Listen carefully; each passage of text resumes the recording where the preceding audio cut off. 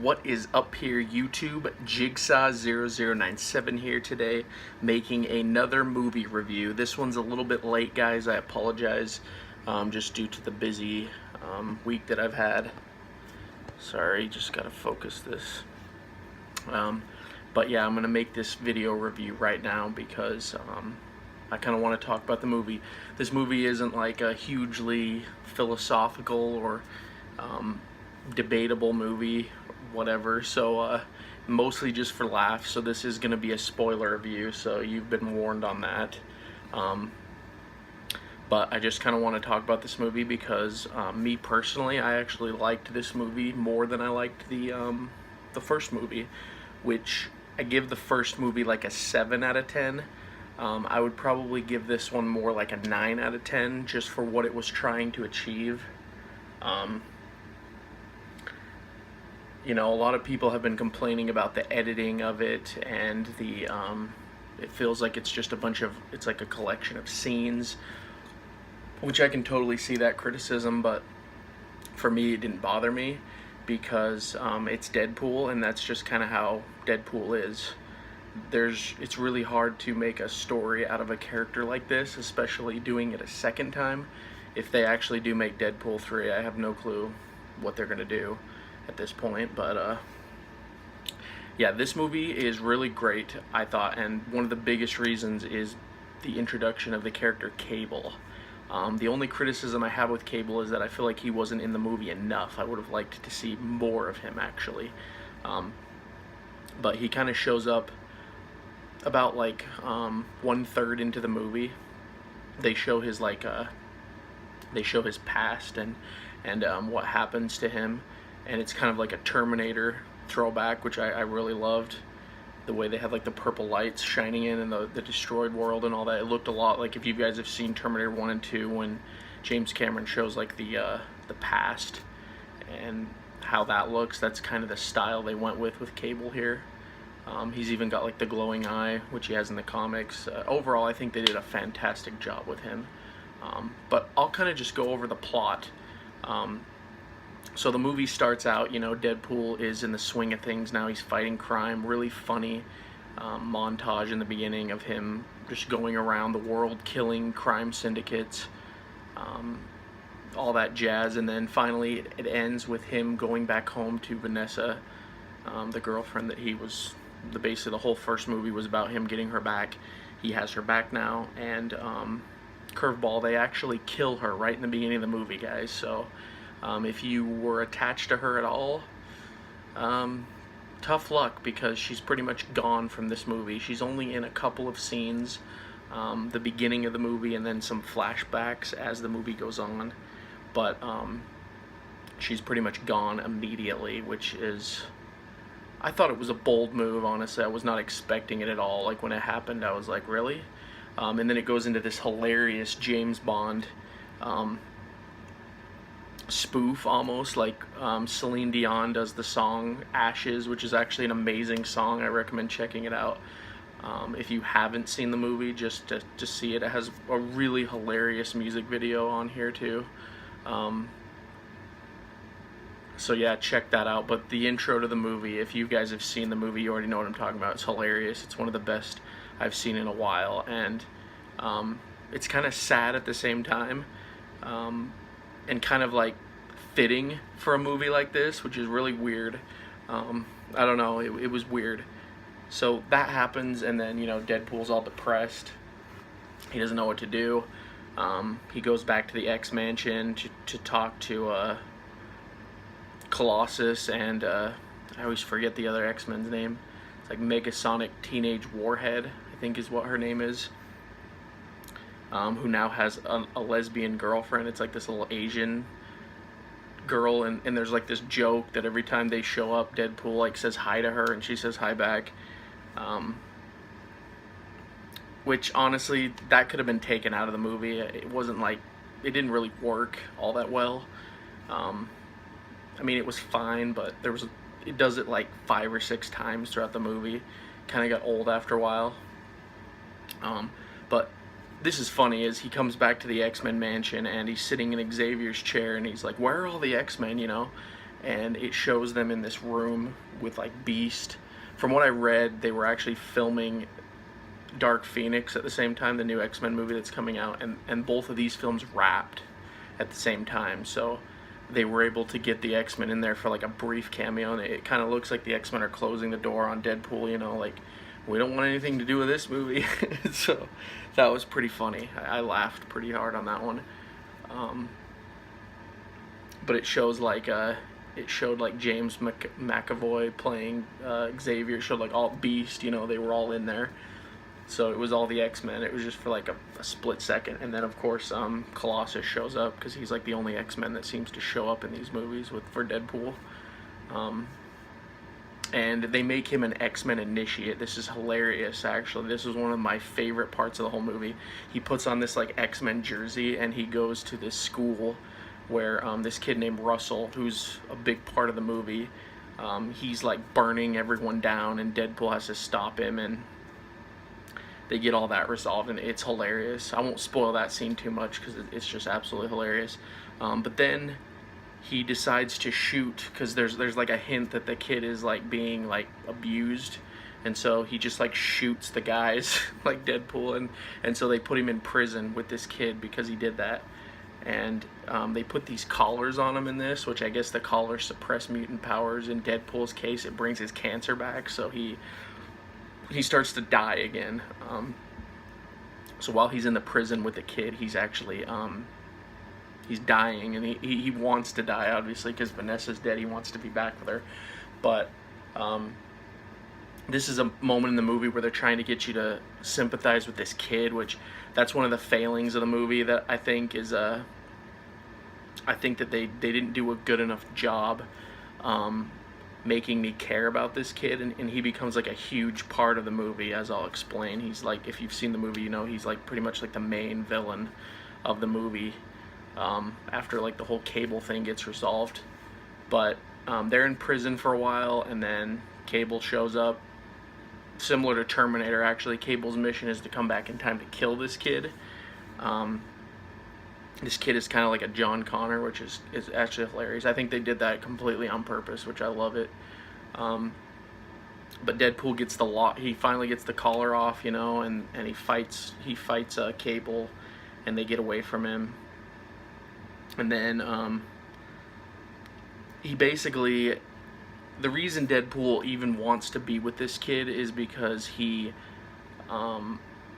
Vanessa says a line in the beginning that kids give us a chance to be better than what we are, and so he takes that to heart, and he almost like looks at this kid as his surrogate son, and it's a little bit hilarious because this kid doesn't really like want that, and so it's kind of like funny because he's like pushing it on him.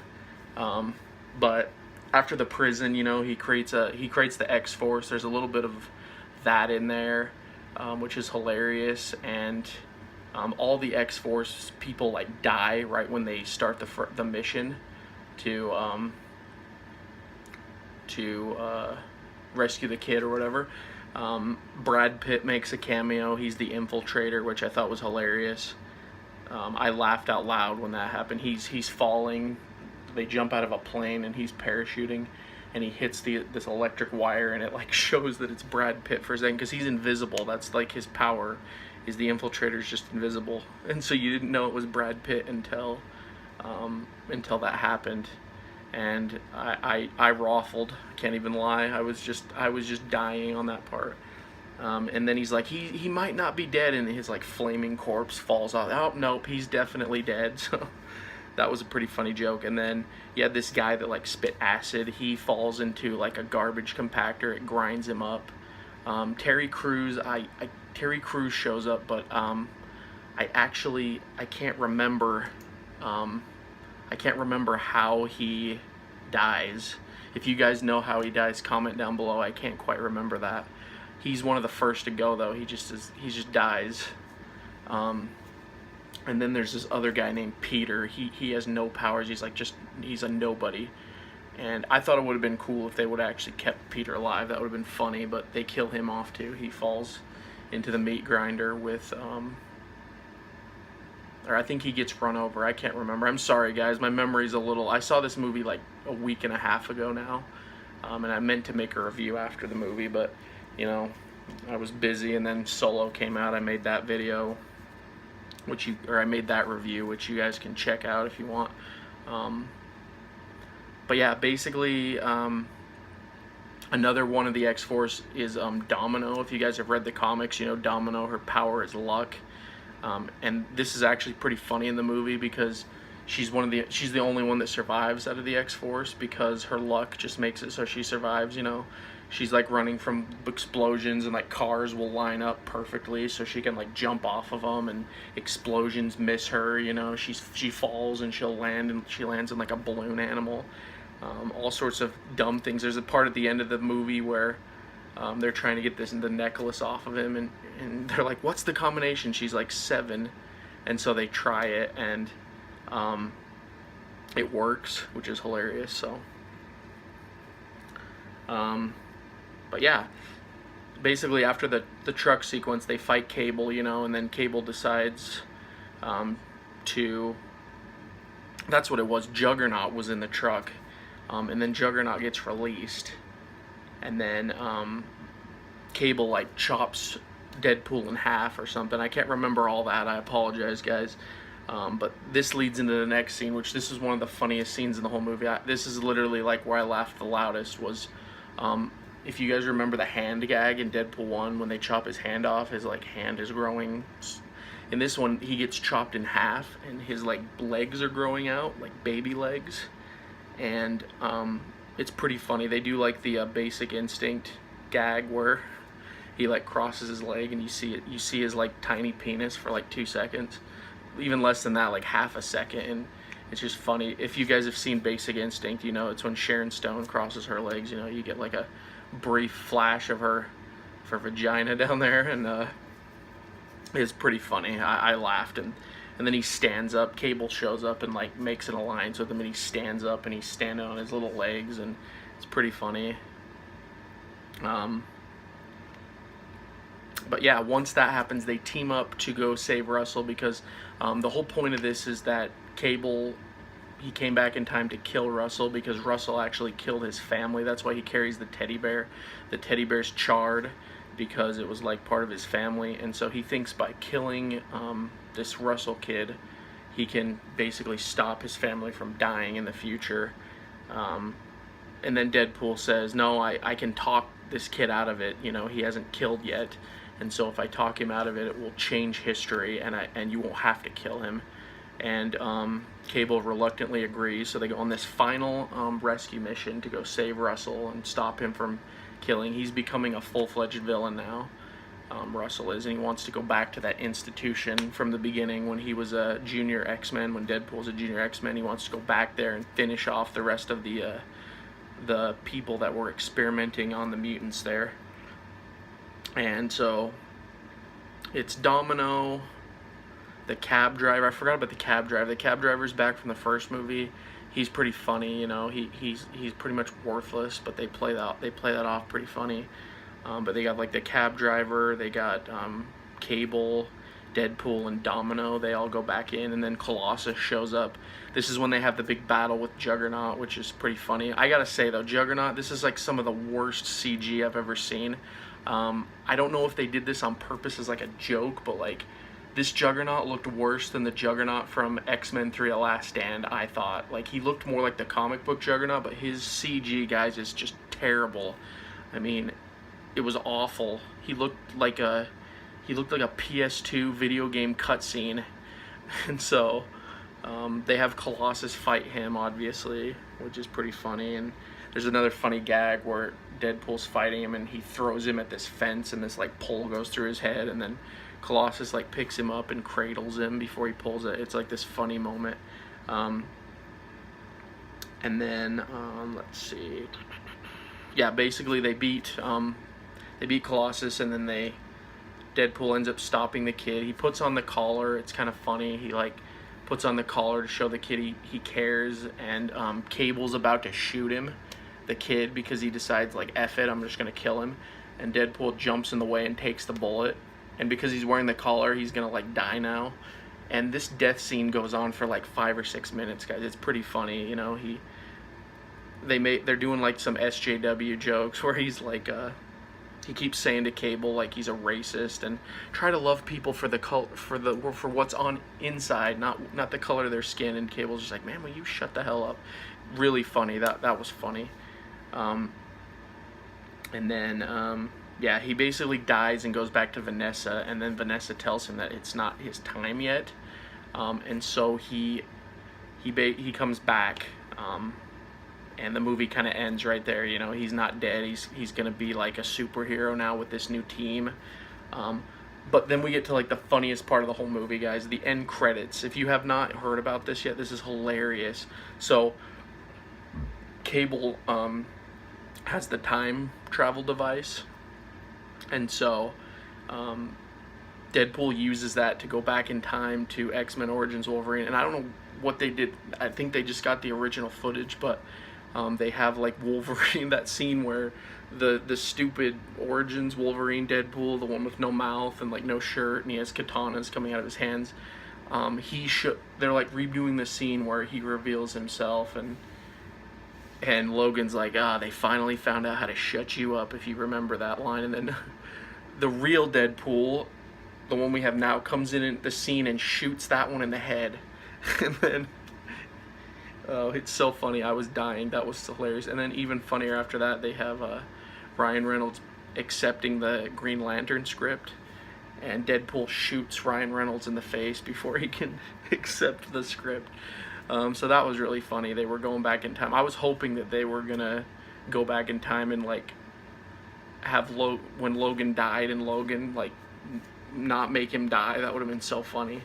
But yeah, guys, overall, you know, I think this movie had a lot going for it. I think the jokes were a lot more clever this time around. The first movie was more just like South Park humor, like vulgarity for vulgarity's sake, and this movie is still like that, but I think the jokes are just a lot more clever, and they're a lot more thought out. And I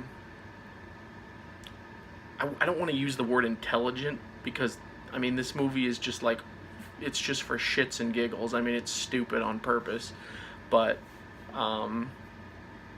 I just think that this movie was it was just a better conceived film than the first one. The first one was kind of like the introduction to the character, you know, a basic plot of Vanessa being kidnapped.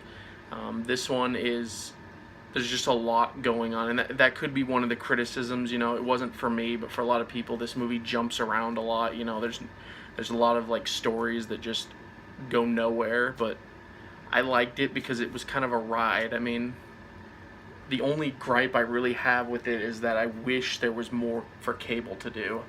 I would have like started the movie with Cable or something like that. I would have just had him, similar to like Batman v Superman, the way they did that. I would have had Cable and Deadpool like equal parts in this movie. There's a hilarious reference to where he calls him Thanos. That was really funny, because as you guys know, Josh Brolin plays both now. But yeah, overall, like I said, guys, I'm going to give this movie a 9 out of 10. I know that I'm probably hyping it up a little bit more than it is. It's not a fantastic film. It's just, I look at movies for what they are, and I give them ratings for that. I don't look at movies for what I think they should be. And I think this movie succeeded in being a Deadpool sequel as much as that can be.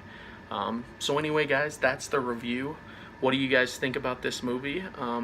If you guys have seen it, comment down below. If you haven't seen it, I mean, why the heck are you watching this video? Because I just spoiled the whole thing. And then also, if you're new to the channel, please consider subscribing. I do movie reviews on here periodically. And then also, if you're a returning viewer, I want to thank you so much for watching the video. But as always, guys, this has been Jigsaw0097. I will talk to you all later.